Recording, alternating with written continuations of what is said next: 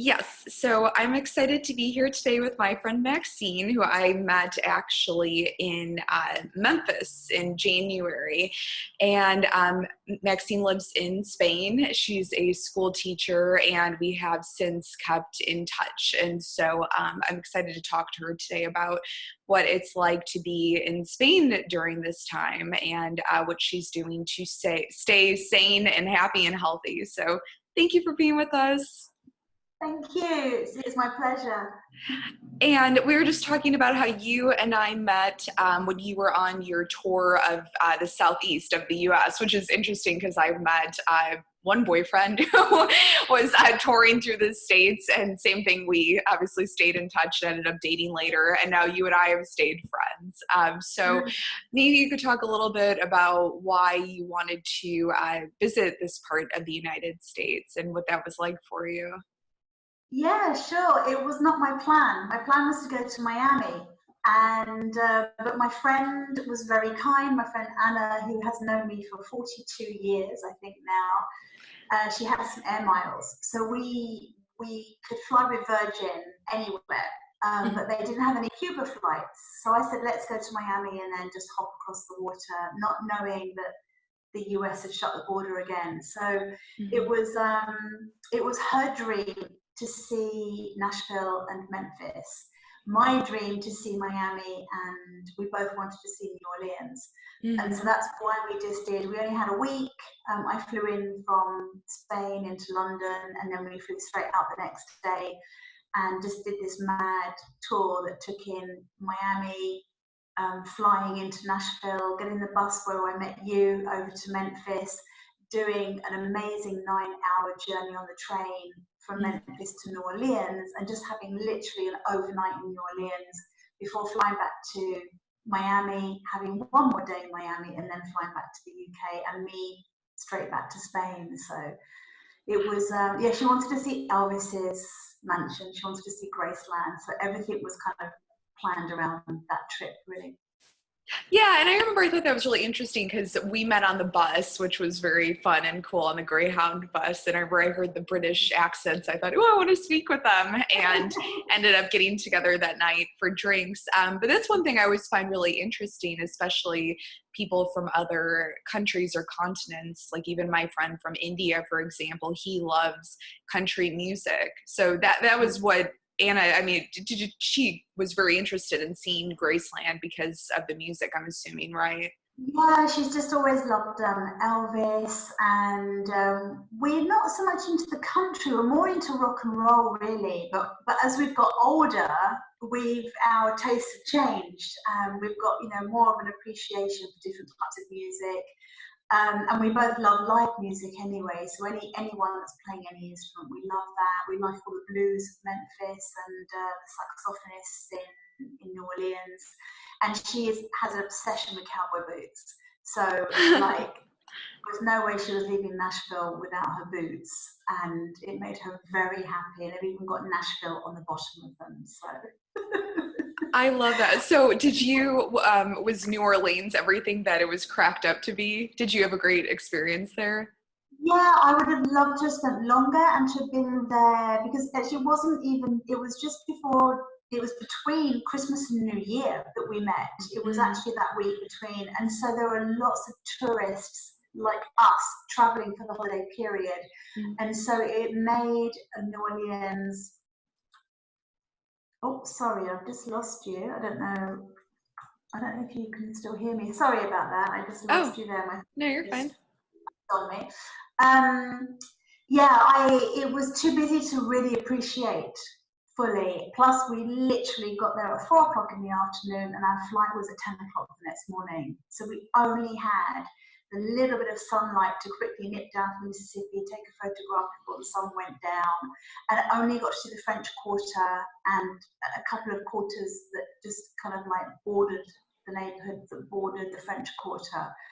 Um, It was a mad dash. yeah, it was. We were supposed to have had 2 nights in New Orleans originally, and only have one night in Nashville. But Mm, because of a schedule change on our Nashville part of the journey, I had to swap over and take a night from somewhere. So the night had to come from New Orleans and get put into Nashville.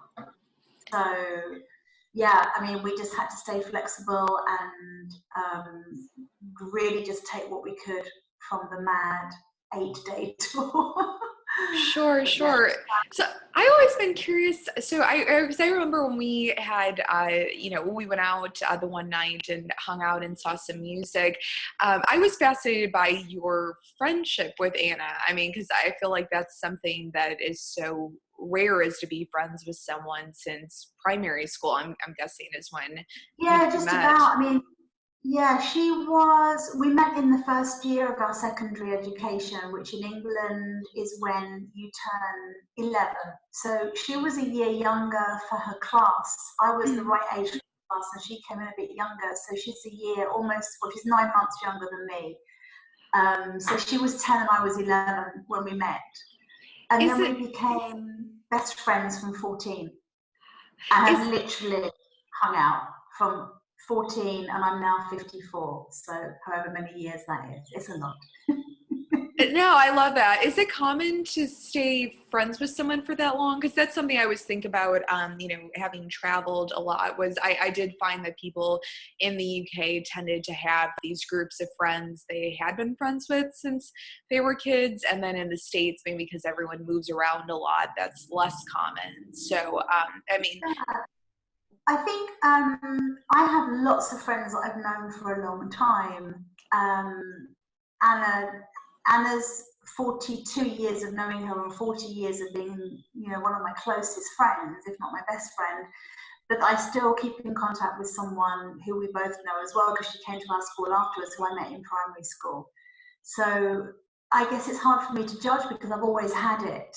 Not all of my friends that are outside of that social circle have got, I mean, a lot of them have got friends I've known for 20 or 30 years, but that's because now they're a lot older. So they haven't, they may have met them in their 30s. So I don't know quite so many in my age group that have had, I mean, Anna and I, it's almost like a marriage, really. It's the longest marriage I've ever had, for sure. I mean, it's miraculous, and she's always been there, always through literally every turning point and every milestone of life. Well, I think it's cool that you take trips together too, because I think that's one thing that, to have a long-term friendship, especially where you're living in different countries. I mean, you have to find ways to link up and spend time together. So, I mean, I just think it's really neat that you plan trips together. Yeah, and we love it. I mean, we're very, very different in many aspects, but we just are compatible in so many others, and we potter about at our own little pace very well. We're happy without any conversation. Sometimes people might see us and we're sitting back to back, just taking in the environment around us, and people don't even know that we're even friends. I mean, it's That's just interesting. Yeah, it's quite funny. Yeah, I mean, yeah, it's that level of deep intimacy, really, when you just know somebody at such a level that you don't even need words anymore. We just I wish I could find the same thing in other relationships, really, because what we have just works very, very well. And we love our little holidays. We used to go on holiday to Mallorca a lot when we were younger. And not this Christmas, but last Christmas, we spent 4 days in Cardiff, because I'd never been, and neither had Anna. So I hired a car and we went on a bit of a Thelma and Louise. That's awesome. And we still really want to get to Cuba. It's just a case of finding when I've got the time, she hasn't, and at the moment, so it might have to wait. We'd already penciled it in to do Christmas 2021, which is good, seeing as we're not probably going to get anywhere for Christmas 2020. So sure. Hopefully everything will be back to normal by then, and we'll have a chance to still get Cuba. It's on our bucket list. Yeah, absolutely. That's funny. I was listening to actually a Cuban, like a mix CD yesterday, and actually watching a film about Cuba last night. So maybe Cuba's been in the air. I am curious. I don't think we talked about this before, but when did you move to Spain, and was it for was it for a job? And I know you like living there. I mean, even though I'm sure the culture is very different than where you grew up in the UK. Yeah, I mean, I'm from London Mm. originally. Well, from the age of 8, I was in London. But my grandparents had a holiday home in Spain. So I was always on holiday in Spain from the Mm. age of 5.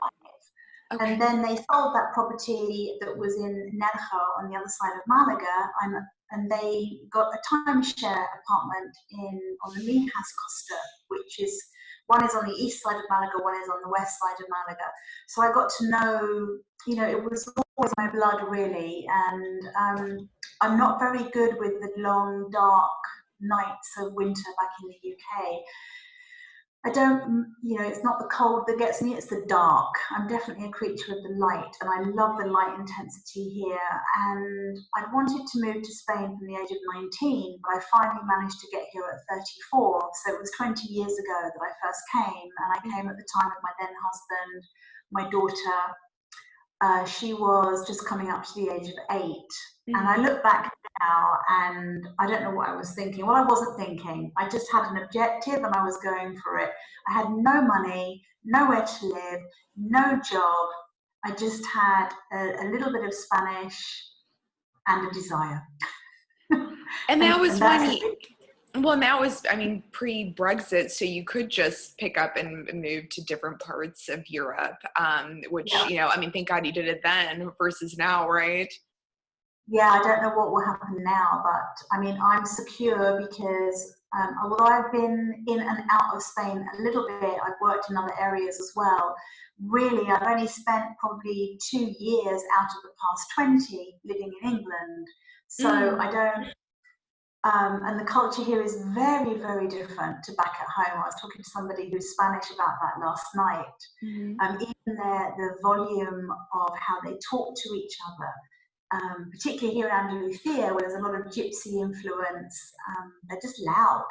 And I used to think they were fighting, and then they'd be hugging each other, and it would be like, oh, they're not fighting, because I didn't have enough Spanish to work out what they were saying when they were so loud and fast. Mm-hmm. Um, but I've always said that my heart home has been Andalusia, which is the region where I live, and particularly the coastal area. And I've worked in travel and tourism here, and I've worked as a teacher here. But Mm. I've spent more time in recent years working within education than I have working within travel. Mm-hmm.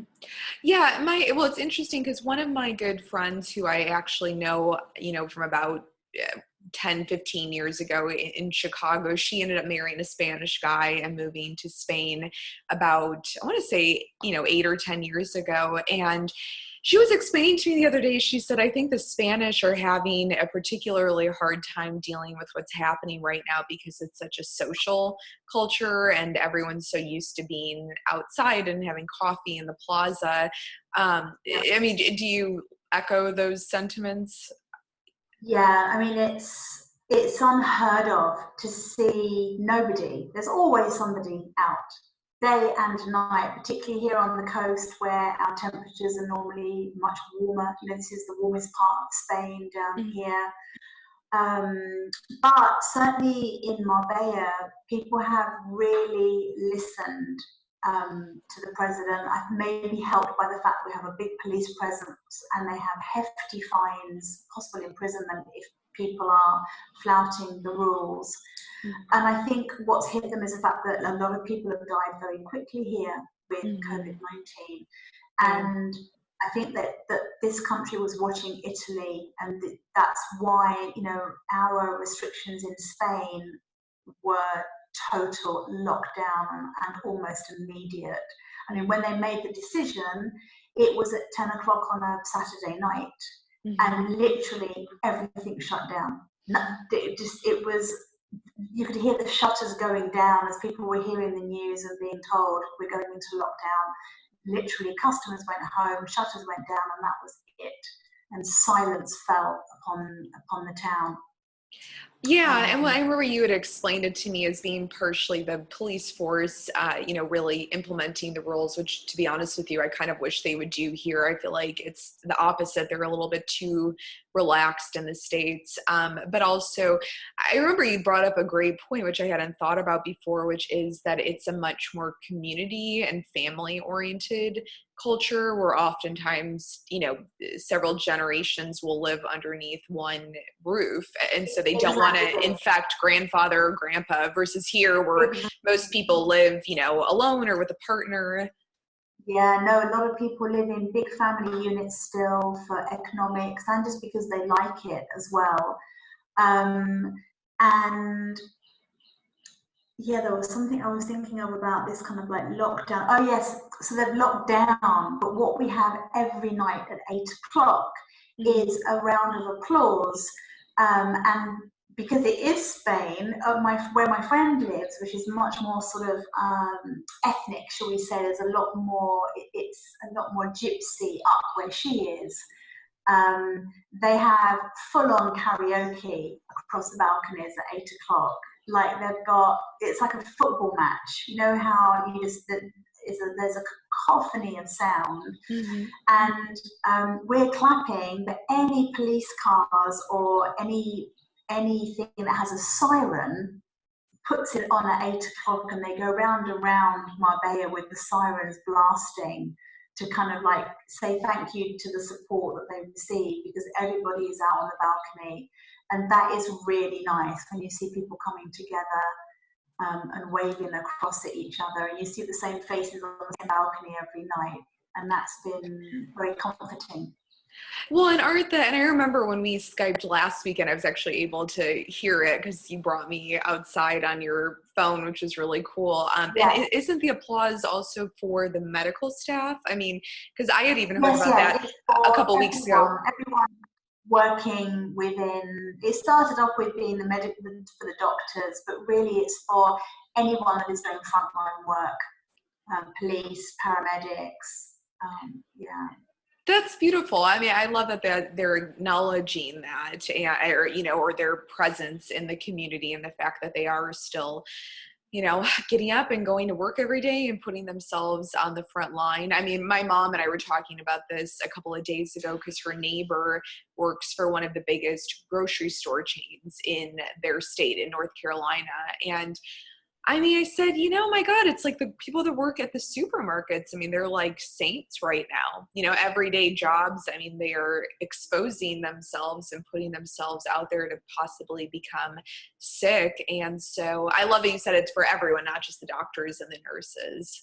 Yeah, no, and I always make a point of thanking all of the staff in the supermarket for their service, because they have tried, they've got masks on, they've got gloves on. Anybody entering the shop has to put gloves on. They provide the gloves for you.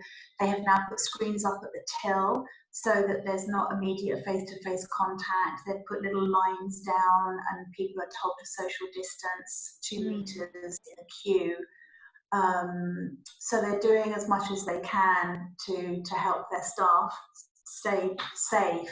But I still just thank them, because with no staff would be no supermarkets. And we've been very good here. We haven't had the panic buying that's been going on in my country, where shelves have been emptied. I mean, it did the first couple of days, the supermarket ran out of meat. Then after that, everybody just calmed down when they realised that the supermarkets were not going to be shutting, and now they are fully stocked. The only thing you can't get are any antibacterial wipes, because they haven't had a chance to produce enough to replenish the stock. But everything else, there's fresh fruit, there's fresh vegetables, there's fresh everything, there's meat, there's fish.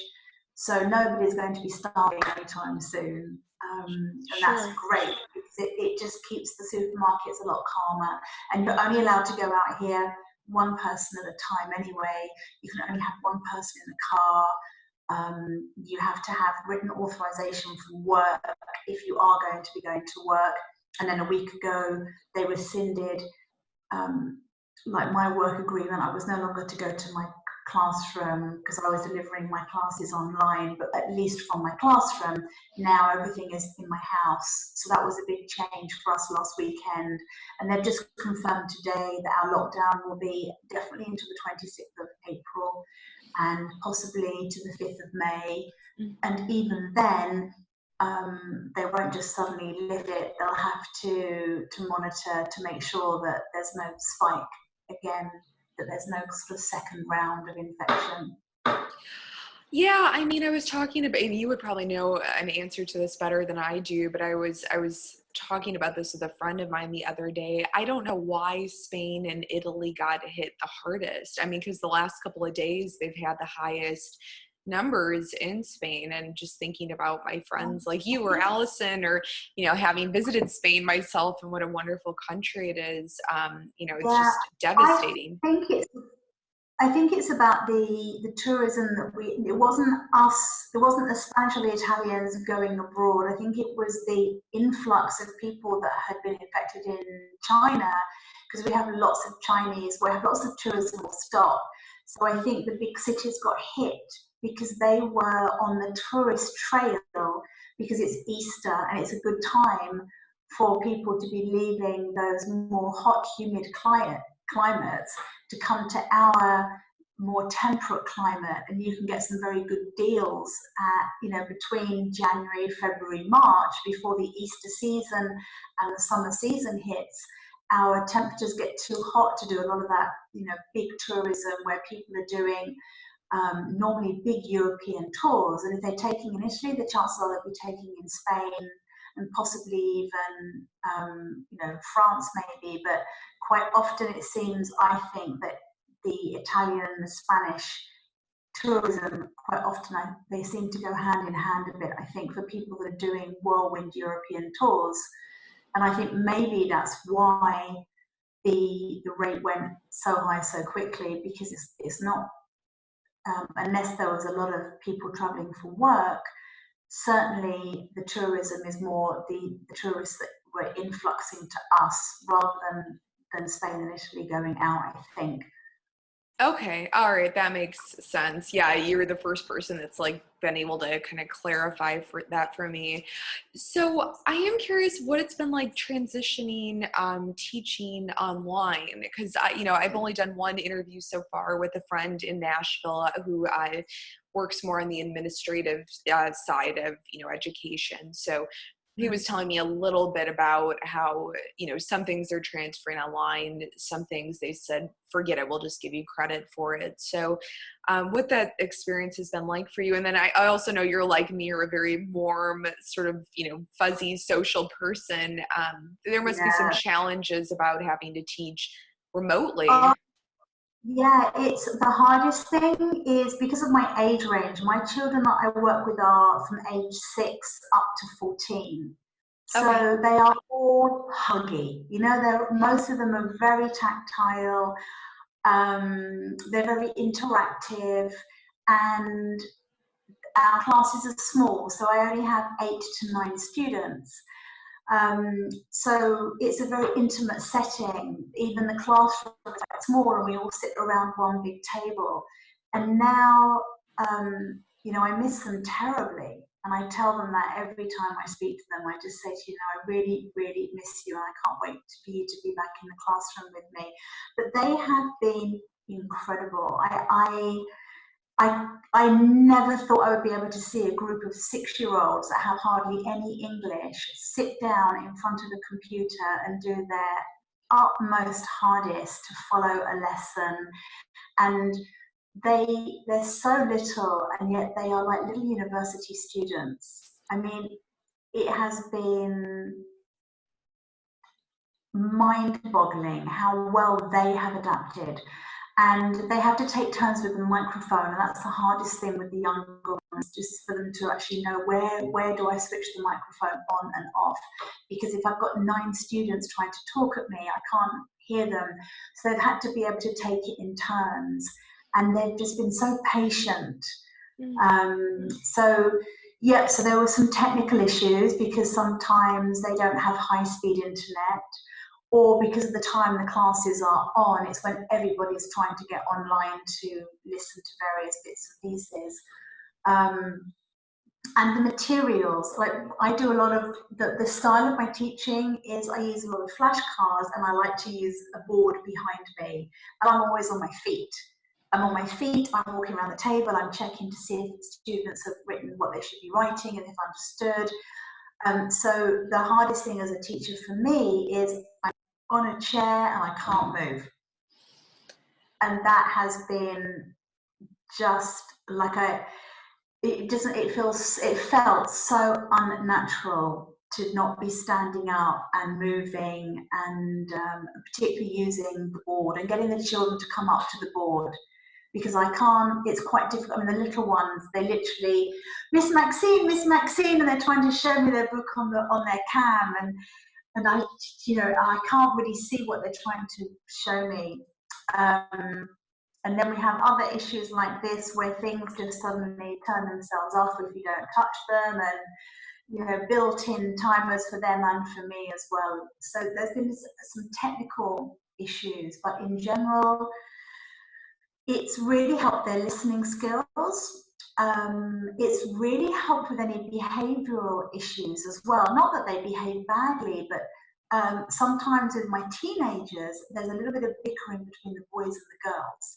Because of their age, and there's no bickering, and there's no, like, there are two or three students that sometimes I'm constantly saying, shh, talk in Spanish, don't talk in Spanish, talk in English, just stop talking, it's not your turn.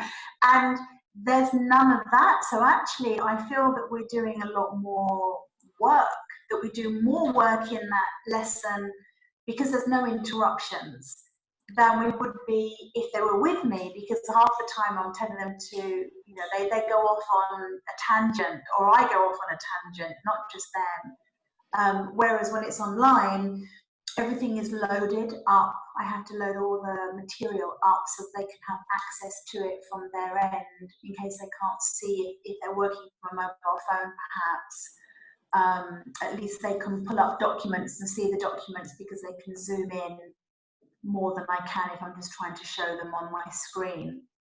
That's interesting, because that's something a lot of people have talked about, even with, translating a lot of positions to work at home, is that the efficiency is a lot quicker working remotely, which I totally agree with, having been a freelance writer my whole career. But also, I do feel like you miss out on, probably similar to what it's like to be at an office, the banter and the dynamics, and just maybe what it is like for kids to develop a stronger rapport with one another, versus just going in and learning the stuff and then getting off and doing their homework or whatever they do. Yeah, absolutely. And particularly those teenagers, that bickering is them. I watch them grow up. I am there for that short space of time to help them find a way through whatever's going on, and to try and give them some coping strategies. One of my students says to me, "But everybody just makes me feel so angry." And I said, "It's okay. That's okay. But it's not okay to shout at them. It's okay to have the feelings, but it is not okay to have the reaction." So, just little, and then at the same time saying to the other kids, and winding the other kid up, you need to also take some responsibility. If you know that somebody is quick to anger, you don't poke the bear. So sometimes I feel more like the psychologist than I do the teacher, but I enjoy the emotional education that I give. For me, it's never been just about delivering any lesson. For me, it's always been more of a holistic approach, to try and help these young people develop in many ways, including presentation skills, because they take it in turns to speak, they take it in turns to read stuff out, they take it in turns to be the leader of the team if I put them into teams. So it's everything else that goes with it that they sometimes don't get within the education system that they're in here in Spain. And yes, all sorts of stuff. And also, what we can't do so much of are the sort of interactive games. We try to do some, but there are a couple of packages that work well online. But for me, nothing is the same as having those kids with me in the classroom. Yeah, I'm a no, classroom. no, I totally get it. I mean, I know that from doing, even when I do, interviews in real life and online, and there's something about being in person that makes things much more relaxed, maybe because you can sense Yeah. body language more. I don't know, maybe it's something about energy, but I agree. I've noticed even with what I do, there's been like less banter and more like, okay, let's just cut straight to the point. I wanted to ask you one last question, and I'm going to stop recording, but we can keep chatting. I'm just trying to keep these conversations shorter when I put them online. But Sure. what is one or two things you're doing now?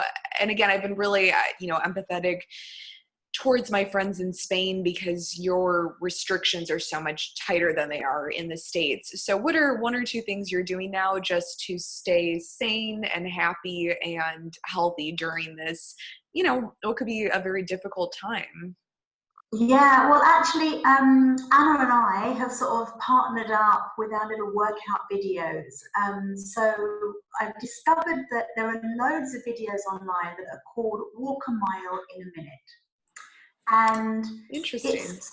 it's really fun because it means some of them you walk 2 miles in half an hour.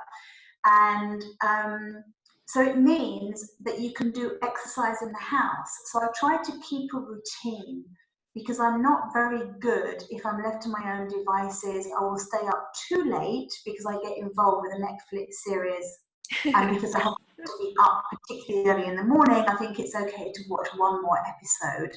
Like, as let's just stay and have one more drink. It's never one more drink and it's never one more episode. It gets out of hand for me very quickly. So I've tried to stick as much as I can to my normal working routine. Mm. So I try to make sure that I'm in bed by midnight at the latest. I try to make sure that I'm out of my bed by 8:30 in the morning at the latest. Mm. And then that gives me time to do, and I've learnt the hard way that if I don't get up, put on or sneakers as you would call them, I think, Lily, but put my trainers, it'll keep fit, and start pumping myself up because I'm used to walking to work.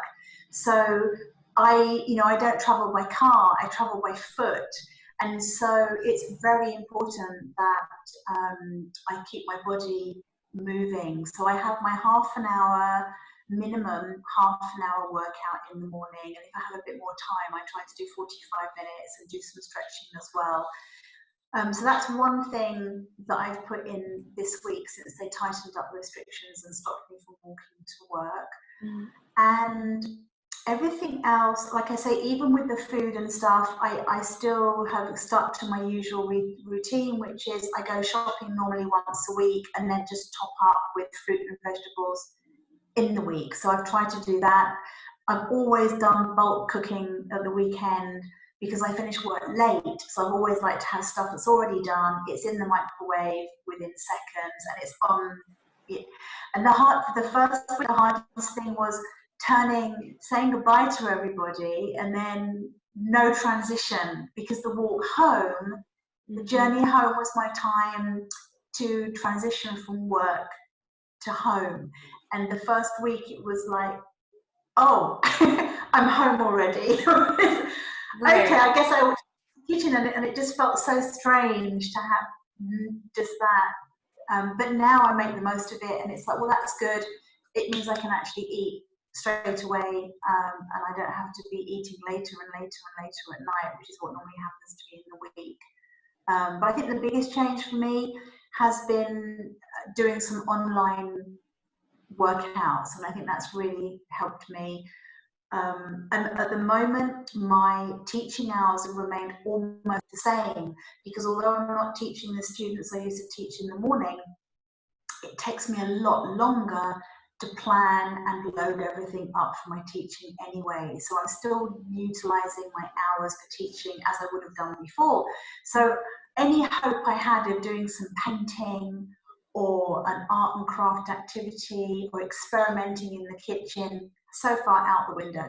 Like, day goes. But I'm now starting to worry that when I finally get back to some semblance of going out of the house and relatively normal living, that I won't have time, because I'm running out of time now as I assimilate to this new culture of working from home. I'm already thinking, how did I find the time to even walk to work and back twice a day before? Because now I don't seem to have time to do anything. That's interesting. Huh. Okay. Well, I'll end recording here. Thank you for doing this, by the way. It was lovely to Very hear your welcome. perspectives.